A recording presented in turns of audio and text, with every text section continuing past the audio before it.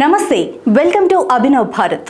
AP ముఖ్యమంత్రి నారా చంద్రబాబు నాయుడు ఆయన సొంత నియోజకవర్గం కుప్పంలో జరుగుతున్న అక్రమ మైనింగ్ వ్యవహారంపై సంబంధిత గనుల శాఖ అధికారులపై సీరియస్ అయ్యారు.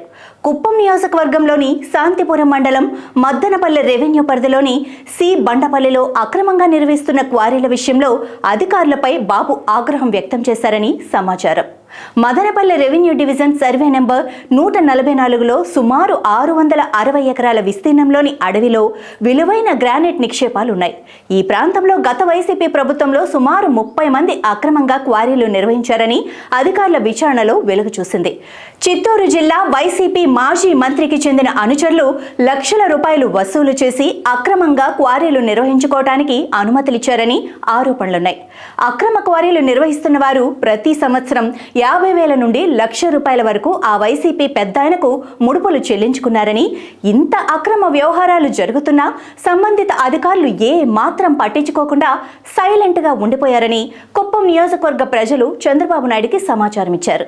ఈ వ్యవహారం గురించి అప్పట్లోనే బాబుకు తెలిసినా వైసీపీ ప్రభుత్వం అధికారంలో ఉండటంతో ఆ అక్రమ క్వారీలను అడ్డుకోలేకపోయారని, ఇప్పుడు ఏపీలో కూటమి ప్రభుత్వం అధికారంలో ఉండటం, సీఎంగా చంద్రబాబు నాయుడు ఉండటంతో కుప్పం నియోజకవర్గంలోని అటవీ ప్రాంతంలో జరుగుతున్న అక్రమ గనుల వ్యవహారంపై దృష్టి సారించారు.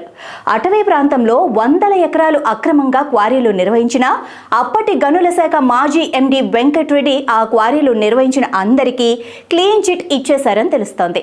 కుప్పం నియోజకవర్గానికి చెందిన ఓ వైసీపీ నాయకుడు మదనపల్లిలో కూడా అక్రమంగా క్వారీ నిర్వహిస్తున్నారని, పలమనేరు నియోజకవర్గంలోని మరో వైసీపీ నాయకుడు కూడా చిత్తూరు జిల్లా వ్యాప్తంగా అక్రమంగా క్వారీలు నిర్వహిస్తున్నారన్న విషయాలు వెలుగు చూస్తున్నాయి.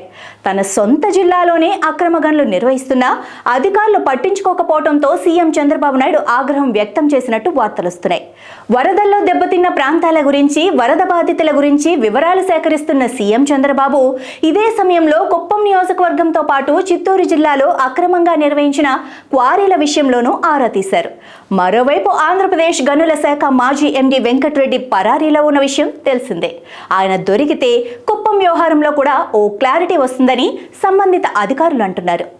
నాయకులారా, మీ పనితనం మీ అధినాయకులకు తెలియజేయాలనుకుంటున్నారు. ప్రజలారా, మీ సమస్యలను మీ నాయకులకు తెలియజేయాలనుకుంటున్నారు. ప్రజా సమస్యల పరిష్కార వేదిక మీ అభినవ్ భారత్.